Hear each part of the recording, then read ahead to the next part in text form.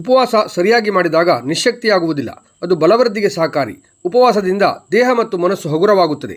ಹೃದಯದಲ್ಲಿ ಶುದ್ಧತೆ, ದೇಹದಿಂದ ಬೇಡವಾದ ಅಂಶಗಳ ನಿರ್ಗಮನ, ಬಾಯಿ ಗಂಟಲುಗಳ ಶುದ್ಧತೆ, ಹಿತವಾದ ಹಸಿವು ಮುಂತಾದವುಗಳು ಸರಿಯಾಗಿ ಉಪವಾಸವನ್ನು ನಡೆಸಿದಾಗ ಸಿಗುವ ಪ್ರಯೋಜನಗಳಾಗಿವೆ ಎಂದು ಶ್ರೀ ರಾಮಚಂದ್ರಾಪುರ ಮಠದ ಜಗದ್ಗುರು ಶಂಕರಾಚಾರ್ಯ ಶ್ರೀ ಶ್ರೀ ರಾಘವೇಶ್ವರ ಭಾರತಿ ಮಹಾಸ್ವಾಮಿಗಳು ಹೇಳಿದ್ದಾರೆ.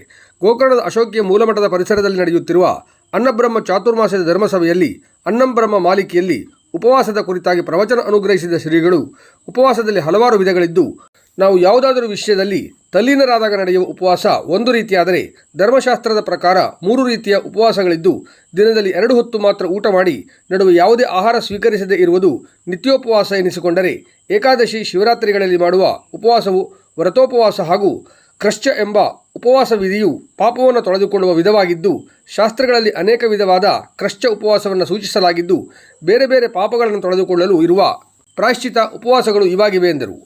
ಖ್ಯಾತ ಉದ್ಯಮಿಗಳಾದ ಪದ್ಮಶ್ರೀ ಡಾಕ್ಟರ್ ವಿಜಯ ಸಂಕೇಶ್ವರ ದಂಪತಿಗಳು ಶ್ರೀಕರಾರ್ಚಿತ ರಾಮಪೂಜೆ ಗೋಪೂಜೆಗಳಲ್ಲಿ ಭಾಗವಹಿಸಿ ಶ್ರೀಗಳನ್ನು ಭೇಟಿಯಾಗಿ ಆಶೀರ್ವಾದ ಪಡೆದರು.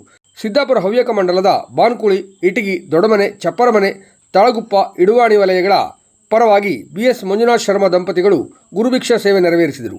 KN ಮಂಜುನಾಥ್ ಭಟ್, ಶಾಂತಾರಾಮ್ ಹಿರೇಮನೆ, ಜಯಂತಿ ಹೆಗಡೆ, ರಾಘವೇಂದ್ರ ಹೆಗಡೆ ಮುಸವಳ್ಳಿ ದಿನಪ್ರಧಾನರಾಗಿ ರಾಧಾಕೃಷ್ಣ ಭಟ್ ದಂಪತಿಗಳು ಉಪಸ್ಥಿತರಿದ್ದರು.